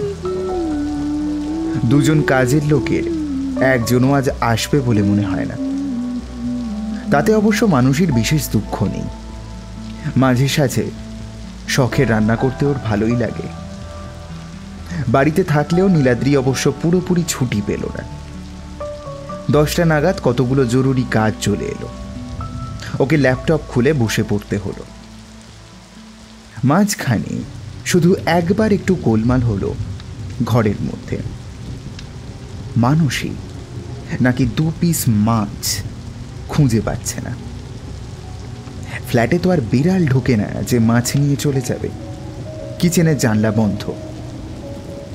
কাক এসে যে নিয়ে যাবে তাও অসম্ভব। মানুষই নাকি 4 পিস মাছ বের করে রেখেছিল, এখন 2 পিস পড়ে আছে। খানি গজগজ করে ব্যাপারটা ভুলে গেল মানুষই। নীলাদ্রির স্বভাবতেই মনে হলো নির্ঘাত মানুষই ভুল করে 2 পিস মাছই বের করেছিল। ভেবেছিল বোধহয় 4 পিস। এমন তো হয়ই। খিচুড়ি হলে নীলাদ্রির কাণ্ডজ্ঞান থাকে না। গলা পর্যন্ত ঠেসে খিচুড়ি খেয়ে দুপুরবেলায় ঘন্টা 2-এর এক তোফা ঘুম দিয়ে নিল। ছুটির দিনে দুপুরবেলা একটু গড়িয়ে নেওয়া ওর অভ্যেস। মানুষই অবশ্য দুপুরে ঘুমায় না। পিকলুকে ঘুম পাড়িয়ে দিয়ে বাইরের ঘরে সোফায় বসে ওয়েব সিরিজ দেখতে লাগলো। এরকম হঠাৎ ছুটি নেওয়া নীলাদ্রির অভ্যেস নেই। ছুটি ছাটায় ওরা হয় মাজুলি চলে যায়, না হলে মানুষের বাপের বাড়িতে। মানুষের বাবা মারাত্মক আড্ডাবাজ মানুষ। জামাইকে দেখলেই হয় দাবার ছক, নইলে স্কচের বোতল নামিয়ে বসে যান। এত বৃষ্টিতে সেখানে যাওয়ারও উপায় নেই। নীলাদ্রি পিকলুর সঙ্গে খানিকক্ষণ খুনসুটি করে ড্রয়িং রুমের বড় সোফাটায় আজ শোয়া হয়ে একটি কিশোর সমগ্র পড়তে লাগলো।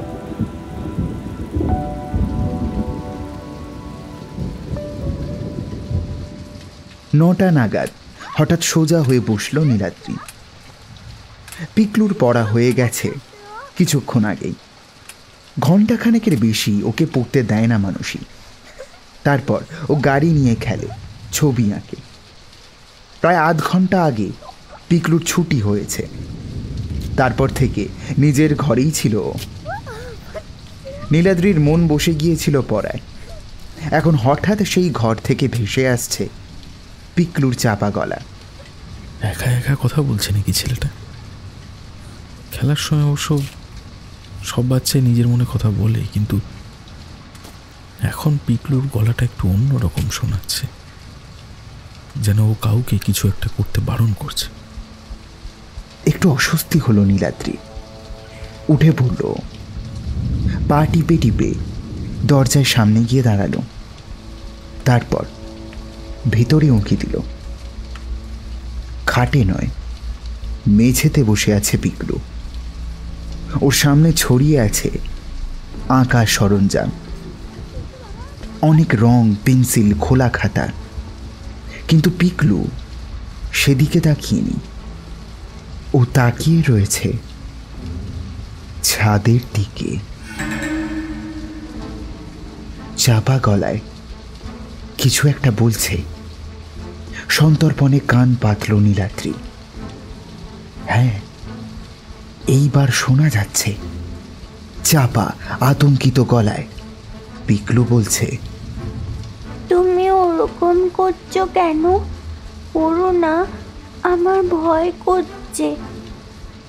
অবিশ্বাসের চোখে একবার ছাদের দিকে তাকালো নীলাদ্রি। কার সঙ্গে কথা বলছে পিকলু? বারণ করছি না, তুমি শুনছো না কেন? এরপর আমি কিন্তু ভয় পেয়ে যাব, তখন মা চলে আসবে আর খেলা হবে না। আস্তে আস্তে গলা চড়ে যাচ্ছে পিকলুর। কানের কাছে একটা নিঃশ্বাসের শব্দ। ফিরে তাকালো নীলাদ্রি। ওর পিঠের কাছে দাঁড়িয়ে রয়েছে মানুষই। প্রচন্ড ভয়ে চোখ দুটো বড় বড় হয়ে গিয়েছে তার। ফিস করে বলল, কার সঙ্গে কথা বলছে গো ছেলে? বুঝতে পারছি না, উপরের দিকে তাকিয়ে আছে কেন? আবার তুমি ওরকম করছো, আমার কিন্তু ভয় করছে। পিকলুর গলা কাঁপছে এবার, যেন এক্ষুনি কেঁদে ফেলবে। মানুষই আর থাকতে পারল না, প্রায় ধাক্কা দিয়ে নীলাদ্রিকে সরিয়ে ঘরে ঢুকে পড়ল। তারপর হাঁটু গেড়ে বসল পিকলুর পাশে, দুহাত দিয়ে জড়িয়ে ধরল ছেলেকে। কি হয়েছে? কি হচ্ছে পিকলু? কে ভয় দেখাচ্ছে তোমাকে? ওই চো বলে ছাদের দিকে আঙুল দেখালো পিকলু। দেখো কিভাবে ঝুলে রয়েছে, দেখো। মানুষের মুখ ভয়ে সাদা হয়ে গেল। কোনো ক্রমে উপরের দিকে একবার তাকালো, তারপর বলল, ওখানে ওখানে কেউ নেই বাবা। তুমি দেখতে পাচ্ছ না, আমি পাচ্ছি। ওরকম করে ঝুলে থাকলে ভয় করে না? ততক্ষণে নীলাদ্রিও ঘরে ঢুকেছে। প্রথমেই একবার ছাদের দিকে তাকালো। কিছুই নেই, থাকার কথাও নয়। ফ্ল্যাটের ছাদ, সেখান থেকে কি করে কিছু ঝুলে থাকতে পারে? এইবার ওর চোখ নেমে এলো নিচের দিকে। পিকলু এখনো তীব্র চোখে তাকিয়ে রয়েছে ছাদের দিকে। ওর চোখে ভয় আর রাগ মিলে মিশে রয়েছে। কিন্তু নীলাদ্রি এখন অন্য কিছু দেখতে পাচ্ছে। পিকলুর সামনে রাখা ড্রয়িং খাতার পাতায় একটা অদ্ভুত দৃশ্য আঁকা। একটা ঘরের ছবি, তার এক পাশে একটা খাট, মেঝেতে ছড়ানো খেলনা, আর ছাদের এক কোণা থেকে ঝুলে আছে একটা অদ্ভুত অবয়ব। এটা কি মানুষ? কিন্তু মানুষের হাতের আঙুল অমন করে জোড়া থাকে নাকি? পায়ের পাতা অমন লম্বাটে হয়, ঠিক যেন হাঁসের পা।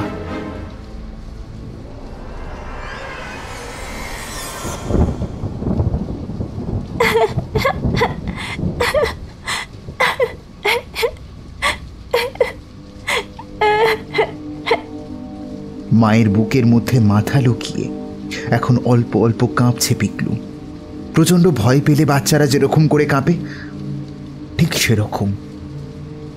এখনো ওর চোখ ছাদের দিকে। তুমি কার সঙ্গে খেলছো পিকলু? ওই যে ওর সঙ্গে। অন্যদিন ও কি সুন্দর খেলে, আজ কেবল ছাদে ঝুলে ঝুলে আমাকে ভয় দেখাচ্ছে। ও কি তোমার বন্ধু? বন্ধুই তো। কবে থেকে বন্ধু হলে তোমরা?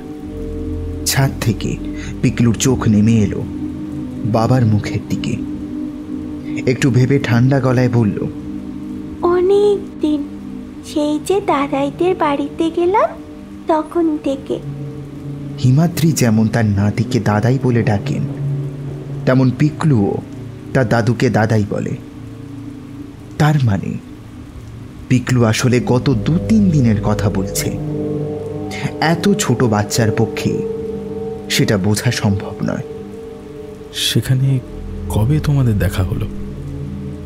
একদিন রাত্রিরে, আমি তখন ঘুমোচ্ছিলাম দাদাই আর দিদুনের মাঝখানে। কিরকম দেখতে তোমার বন্ধু? তা তো জানি না, তখন অন্ধকার ছিল। অন্ধকারের মধ্যে তুমি জেগেছিলে কেন? জেগেছিলাম না, আমিও তো ঘুমোচ্ছিলাম। ও আমাকে ডেকে তুললো। তোমার ভয় করছিল না? ওই না তো। দেখতে পাওনি অথচ বুঝতে পারলে যে ও তোমার বন্ধু? আমি বুঝিনি ও বললো। কি বলল? বললো চলো খেলতে যাই। কোথায়? জলের কাছে।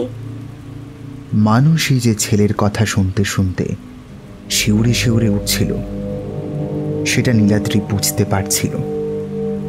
ও প্রাণপণে চেষ্টা করতে লাগলো স্বাভাবিক থাকার। পুরো ব্যাপারটা আগে জানা দরকার, আর সেটা একমাত্র পিকলুর সঙ্গে কথা বলেই সম্ভব। তখন তুমি জলের কাছে চলে গেলে? না, আমি তো যাব বলে উঠেছিলাম, দাদাইয়ের ঘুম ভেঙে গেল, তাই ও চলে গেল। কিভাবে? দরজা তো বন্ধ ছিল। সেটা দেখতে পাইনি, বললাম না অন্ধকার ছিল। নীলাদ্রির মনে পড়ে যাচ্ছিল হিমাদ্রি সেই অদ্ভুত অভিজ্ঞতার কথা। ঘুম থেকে উঠে তিনি দেখতে পেয়েছিলেন মেঝেতে জল পায়ের ছাপ, আর পেয়েছিলেন ঘরময় আষ্টে গন্ধ।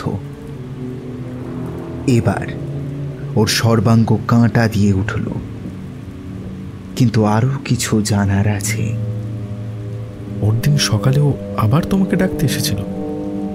হ্যাঁ তো, তখন আমি পুকুরের কাছে চলে গেলাম, আমরা খেলছিলাম, তখনই তোমরা চলে এলে।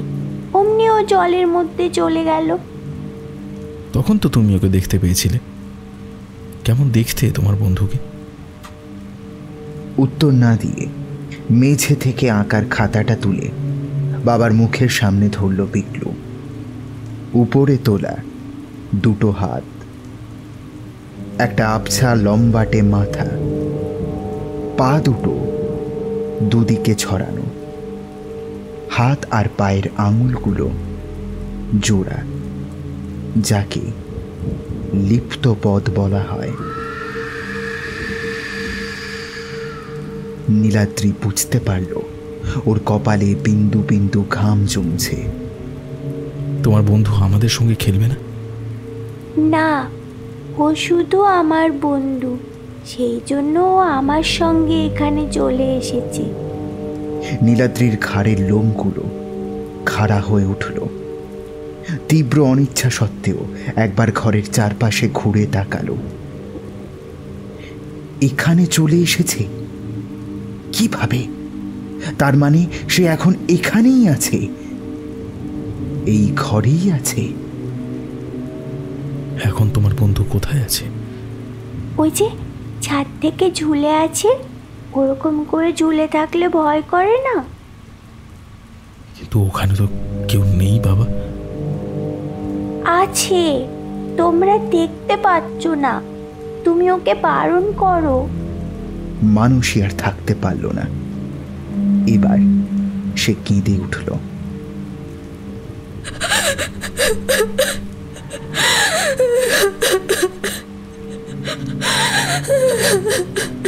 নীলাদ্রি আস্তে আস্তে সোজা হয়ে দাঁড়ালো। জীবনে প্রথম ও বুঝতে পারছে না এবার কি করা উচিত। সবচেয়ে বড় কথা, পিকলু কোনোদিন এভাবে কথা বলে না। শক্ত ঠান্ডা গলা, শুনলে মনে হয় না ওর বয়স 3 বছর। মনের সবটুকু জোর এক জায়গায় এনে নীলাদ্রি বলল,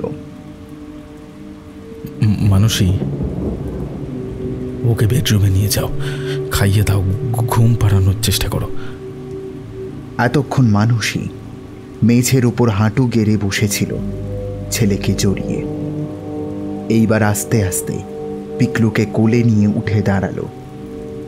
এখনো পিকলু তাকিয়ে আছে ছাদের দিকে। এবার সেদিকে তাকিয়ে মানুষই বেরিয়ে গেল ঘর থেকে। নীলাদ্রি খেয়াল করল পিকলুকে জড়িয়ে থাকা ওর হাত দুটো থরথর করে কাঁপছে। ঘরের আলোটা নেভানোর সাহস হলো না। পিছনে হেঁটে ঘর থেকে বেরিয়ে এসে আস্তে আস্তে দরজাটা টেনে দিল।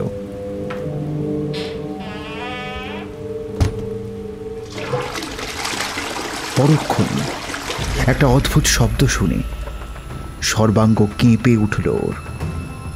পিকলুর ঘরের লাগোয়া বাথরুমে একটা ঝরঝর করে শব্দ হলো। ঠিক যেন বাথরুম ব্যবহার করার পর ফ্ল্যাশ করল কেউ। ফাঁকা ঘরে ফ্ল্যাশ করল কি?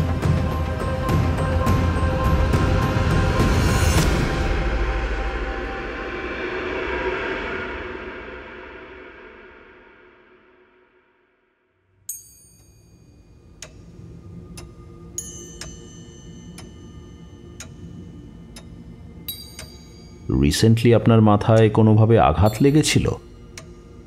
জিজ্ঞেস করল ডক্টর চক্রবর্তী। মাথা নিচু করে বসেছিল নীলাদ্রি। ফর্সা মুখটা এখন অদ্ভুত রকম ফ্যাকাশে, কপালে মুক্তোর দানার মতো বিন্দু বিন্দু খাম। প্রশ্নটা শুনে একটু চমকে উঠে বলল, কি? ডক্টর চক্রবর্তী কথা না বলে প্রথমে জলের বোতলটা এগিয়ে দিলেন। কাঁপা হাতে বোতলটা তুলে নিয়ে ঢকঢক করে জল খেল নীলাদ্রি। তারপর হাতের উল্টো পিঠ দিয়ে ঠোঁট মুছল।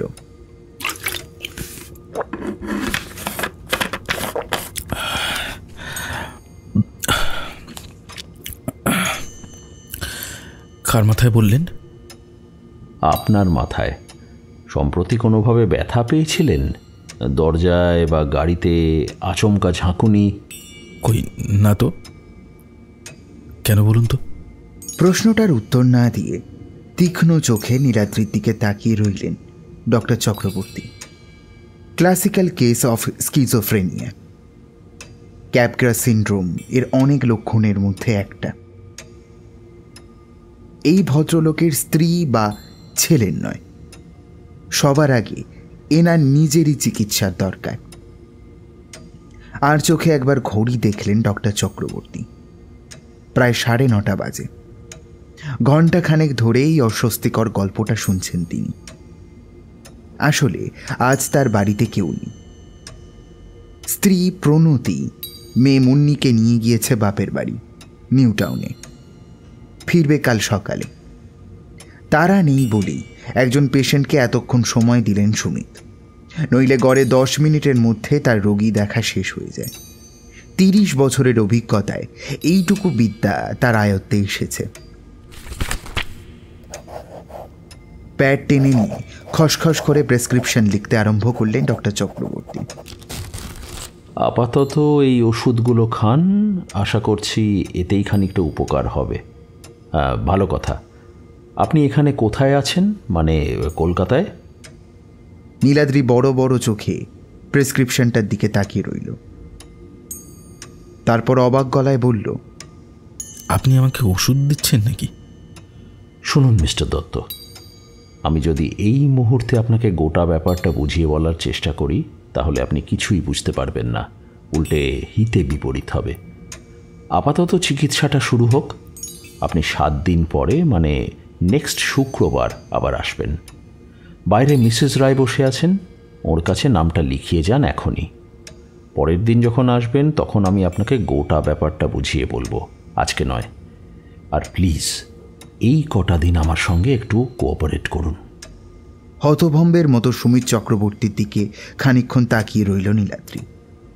তারপর বলল, ডক্টর চক্রবর্তী, আপনার বোধহয় কোথাও একটা ভুল হচ্ছে। আমি পেশেন্ট নই। আমার পরিবারের লোকজনের কিছু অদ্ভুত বিহেভিয়ারাল চেঞ্জ এসেছে সম্প্রতি, সেই ব্যাপারেই আপনার সঙ্গে কনসাল্ট করতে এসেছিলাম। I can understand mister Dutta. আপনি 7টা দিন আমার কথা শুনে চলুন, মাত্র 7টা দিন। তারপর আমি আপনাকে সব বুঝিয়ে বলবো, ঠিক আছে? আসুন তাহলে, নমস্কার। স্থির দৃষ্টিতে ডক্টর চক্রবর্তীর দিকে প্রায় 30 সেকেন্ড তাকিয়ে থেকে হঠাৎ এক ঝটকায় টেবিলের উপর থেকে প্রেসক্রিপশনটা তুলে নিয়ে বেরিয়ে গেল নীলাদ্রি। ডক্টর চক্রবর্তী শান্ত চোখে তাকিয়ে রইলেন দুলে ওঠা পর্দাটার দিকে। কিছুক্ষণ পরে অবশ্য তার মুখে ফুটে উঠল প্রসন্নতার রেখা। বাইরে থেকে শোনা যাচ্ছে নীলাদ্রির গলা, সামনের শুক্রবার আমাকে একটা অ্যাপয়েন্টমেন্ট দেবেন প্লিজ। হ্যাঁ, নীলাদ্রি দত্ত। এরকম সময় হলেই ভালো হয়। এই ধরুন রাত 8টা। ডক্টর চক্রবর্তী ধরিয়ে নিয়েছিলেন যে নীলাদ্রি আর আসবে না। বেশিরভাগ ক্ষেত্রে এটাই হয়। ভদ্রলোক যে আদৌ নামটা লিখিয়েছেন এতেই খানিকটা নিশ্চিন্ত হলেন তিনি। ধীরে সুস্থে টেবিলের উপর থেকে ব্যক্তিগত জিনিসপত্রগুলো গুছিয়ে নিয়ে ব্যাগে ঢোকালেন সুমিত। এবার বাড়ি ফিরতে হবে। আজ বেশ রাত হয়ে যাবে ওর ফিরতে। সত্যি যুধিষ্ঠির গাড়ির পাশে পায়চারি করছিল অস্থির ভঙ্গিতে। মুখে অবশ্য কিছু বলল না, চুপচাপ ড্রাইভিং সিটে উঠে বসল। এইবার প্রণতিকে একটা ফোন করা দরকার।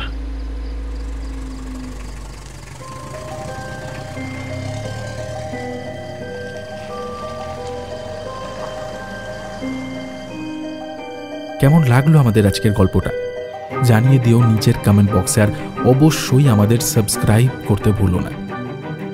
আজকের গল্প পাঠে ছিল রক্তিম, মেজমামার চরিত্রে রাজা ভট্টাচার্য, অন্যান্য চরিত্রে আমি রণদীপ, ইন্দ্রনীল, বর্ণিশা, স্মিতা, রিতম, অস্মিতা এবং রক্তিম। স্ক্রিপ্টিং করেছে দিশানি, সহযোগিতা করেছে লিও, নির্দেশনায় ছিলাম আমি রণদীপ। শব্দগ্রহণ এবং আবহ সৃষ্টি করেছে ঋদ্ধি, পোস্টার সুজয় গুপ্ত। তাহলে আজকের মতো গুড নাইট, দেখা হচ্ছে সামনের সপ্তাহে। ততদিন ভালো থেকো, ভয়ে থেকো।